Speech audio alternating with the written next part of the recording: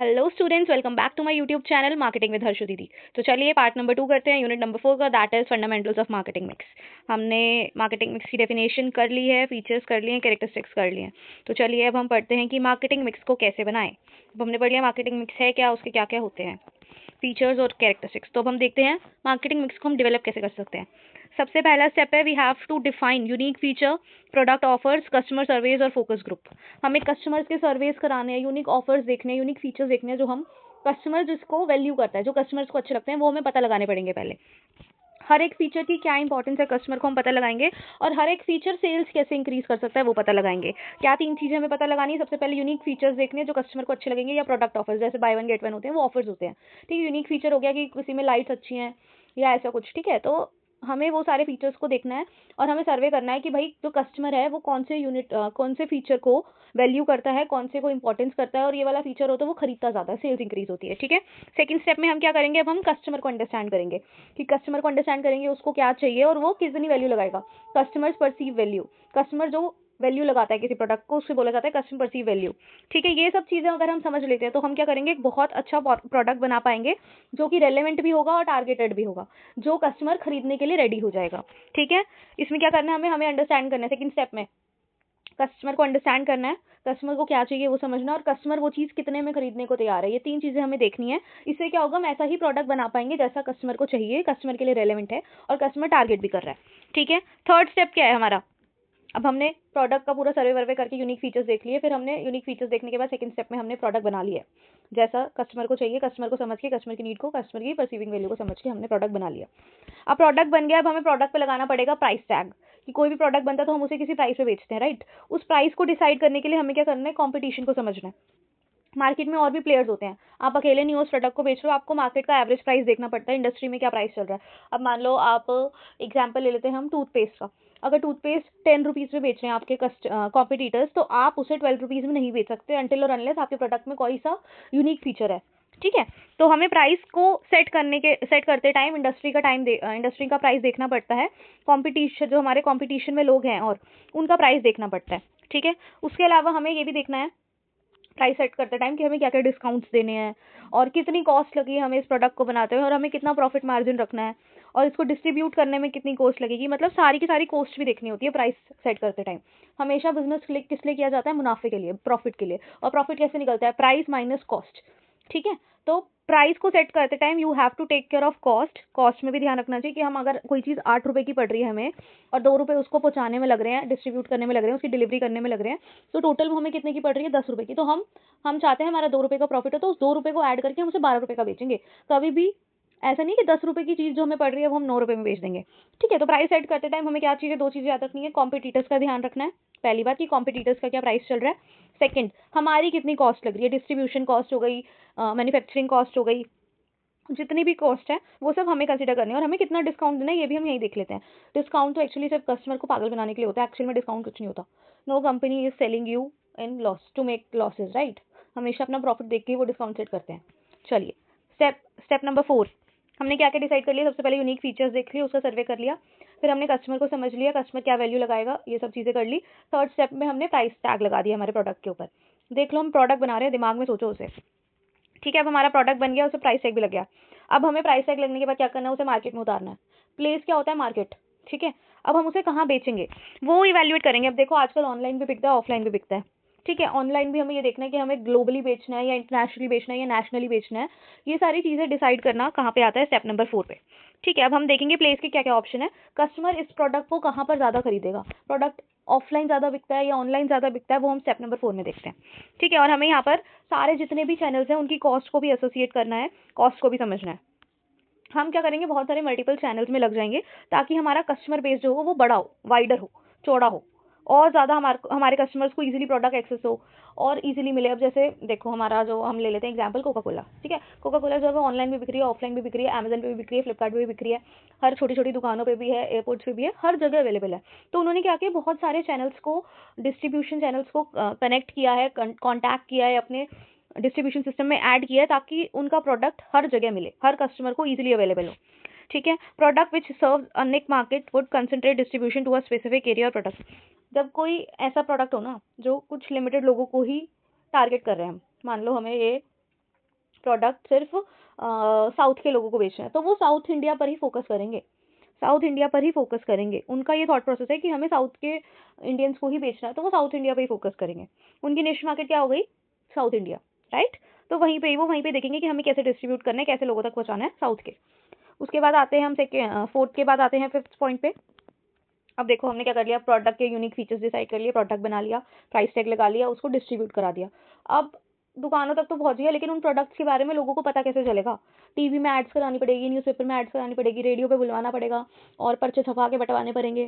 ठीक है, ये सब चीज़ें करनी पड़ती हैं। तो इसको बोला जाता है कम्युनिकेशन स्ट्रैटेजी, जिससे हम क्या करते हैं, कस्टमर को बताते हैं हमारे प्रोडक्ट के बारे में, हम प्रमोशन करते हैं प्रोडक्ट्स का कि भाई ये हमारा प्रोडक्ट है, इसके ये फायदे हैं, ये चीज़ें तुम यूज़ करोगे तो ये हो जाएगा। आपने देखा होगा फेयर एंड लवली आता था एक प्रोडक्ट हमारा, अब उसका नाम चेंज हो गया है, शायद फेयर एंड ग्लो कर दिया है, ग्लो एंड फेयर ऐसा कुछ, ऐसे कुछ कर दिया नाम। तो उन्होंने उनका वो अपनी टीवी पे ऐड ऐसे करते कि भाई तुम ये क्रीम लगा लोगे ना तो बिल्कुल गोरे से हो जाओगे, सुंदर से लगने लगोगे। तो ये उनका कम्युनिकेशन स्ट्रैटेजी है कि कस्टमर को वो अपने प्रोडक्ट के बारे में बताते हैं कि हमारा प्रोडक्ट यूज़ करने से ये हो जाएगा, वो हो जाएगा, बेनिफिट हो जाएगा। और टारगेट ऑडियंस को, और हम ये आपको सिर्फ 20 रुपये में दे रहे हैं, वो प्राइस भी बता देते हैं, ऑडियंस तक बात पहुंच गई, और दूसरा प्राइस भी बता दिया और अपने फीचर्स भी बता दिए। ये होती है कम्युनिकेशन स्ट्रैटेजी, और इसको हम प्रमोशनल एक्टिविटी भी बोल सकते हैं, प्रमोशनल स्ट्रैटेजी भी बोल सकते हैं, जिससे हम कस्टमर को कह रहे हैं कि भाई हमारा प्रोडक्ट खरीदो, हमारा प्रोडक्ट खरीदो, हमारा प्रोडक्ट इतना बढ़िया है। ठीक है, अब हमने प्रमोशन भी कर दिया। अब हमने क्या किया, हमारे जो 4 पीस थे वो सारे के सारे हो गए या नहीं हो गए? दैट वाज प्रोडक्ट हमने डिसाइड कर लिया, प्राइसिंग हमने कर ली, प्रमोशन हमने कर लिया, प्लेस हमने डिसाइड कर ली। तो चारों पीस कैसे होते हैं? इंटरडिपेंडेंट, इंटरडिपेंडेंट वेरिएबल है। अब हमें मार्केटिंग में अब हमें क्या करना है, ये हमारे सारे के सारे प्रोडक्ट्स इंटरडिपेंडेंट हैं, एक दूसरे के ऊपर डिपेंड करते हैं स्ट्रॉन्ग स्ट्रैटेजी बनाने के लिए। तो हमें ये देखना है कि हमारे जो प्रोडक्ट्स हैं वो एक दूसरे को सपोर्ट कर रहे हैं या नहीं कर रहे हैं। The selling channel strengthen the perceive value of the product और the promotional material support the selected distribution channel. मान लो हम हमारी निश मार्केट वाला हम एग्जांपल लेके चलते हैं जो हमने लिया था प्लेस में। निश मार्केट हमारी साउथ इंडिया, बट हम उसका प्रमोशन कहाँ कर रहे हैं? नॉर्थ इंडिया में। तो ये तो गड़बड़ हो जाएगी ना।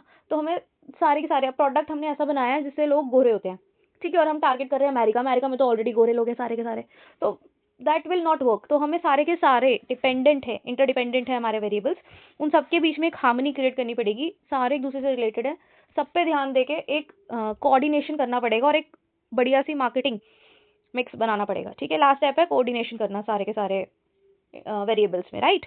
समझ गए आई होप। ठीक है, नेक्स्ट टॉपिक जो है हमारा वो हो जाएगा,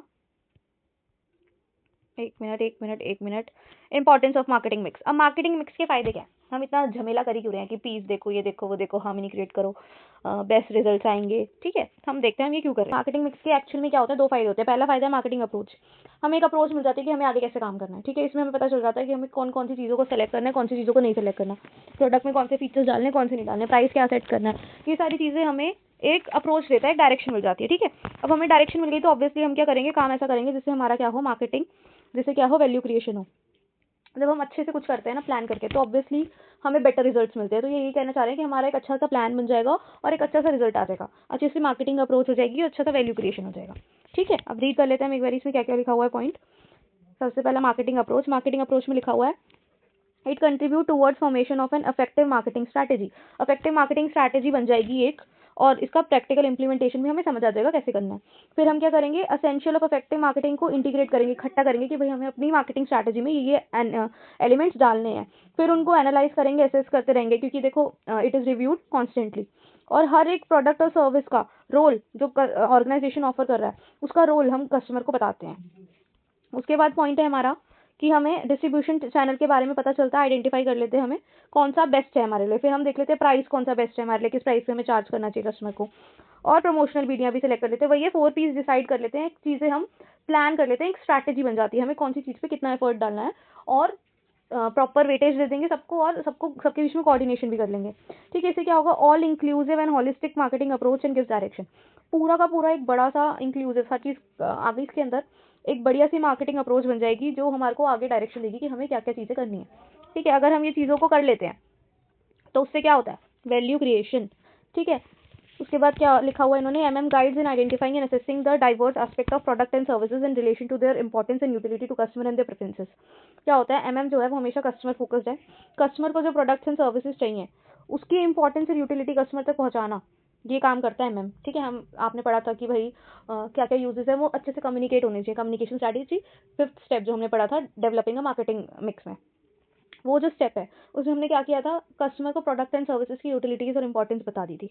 तो ये भी क्या है, वैल्यू क्रिएशन है। कस्टमर को एक अलग चीज़ पता चल रही है कि हाँ भाई, जो इसे पता ना हो, कोई प्रोडक्ट लेके आते हैं नया, हमें नहीं पता उसे कैसे यूज़ करना, तो उसमें लिखा होता है डायरेक्शन टू यूज़, पहले ये कीजिए वो कीजिए वो कीजिए, तो कस्टमर की हेल्प भी हो रही है, वैल्यू भी क्रिएट हो रही है कस्टमर के लिए। उसके बाद देखते हैं आगे क्या लिखा हुआ है। Furthermore it provides direction for the selection, direction दे देता है, ये हमने ऊपर भी पढ़ लिया मार्केटिंग अप्रोच में, ठीक है। अब डायरेक्शन आ गई है तो उसके बाद क्या होगा, प्राइसिंग भी सेट हो गई, which confer while priorities and limitation of a targeted customers, it help to promote and advertise effectively so as to effectively deliver the value to the customer. और जो प्लेटफॉर्म है जहाँ हम बेच रहे हैं वो रिटेल स्टोर भी हो सकता है और ऑनलाइन शॉप भी हो सकता है, अमेजन पे भी वही चीज़ मिलती है, स्विगी पे भी वही चीज़ मिलती है, और जो दुकानें हैं हमारे यहाँ राशन की और ये सब चीज़ें, मॉल्स हो गई, इन सब पे भी क्या होता है, सेम प्रोडक्ट मिल रहा है, तो इसे कहते हैं प्लेटफॉर्म में रेंज। दो ही चीज़ें हैं, देखो इसमें आपको क्या याद करना है, ठीक है। 4 P's का प्लान बनाना, डायरेक्शन लेना, वो हम लिखेंगे मार्केटिंग अप्रोच में, और इस प्लान को एग्जीक्यूट करके हमने जो वैल्यू क्रिएट की है वो हमारा सेकंड फायदा हो जाता है। दो ही फायदे हैं इंपॉर्टेंस ऑफ मार्केटिंग मिक्स के। पहला फायदा कि जो हमारा प्रोडक्ट है, जो हमारी मार्केटिंग स्ट्रैटेजी है वो इफेक्टिवली बन जाती है मार्केटिंग मिक्स में। 4 P's का प्रॉपर हम सब कुछ डिसाइड कर लेते हैं कि इस प्राइस से बेचेंगे, यहाँ यहाँ बेचेंगे, ऐसे प्रमोट करेंगे। एक डायरेक्शन हम सोच रहे हैं और उसको प्लान बना रहे हैं, ठीक है, वो हो गया हमारा मार्केटिंग अप्रोच, मार्केटिंग स्ट्रैटेजी। उसके बाद स्ट्रैटेजी को एग्जीक्यूट कर लेते हैं तो क्या होता है, वैल्यू क्रिएशन होता है। वो हमारा सेकेंड पॉइंट है कि हमारा किस तरीके से वैल्यू क्रिएट हो रही है। चलिए आज इतना ही करते हैं, तो आज इतना ही करते हैं हम लोग। अब हम मिलते हैं नेक्स्ट वीडियो में, पार्ट 3 में। Till then bye bye, take care, see you.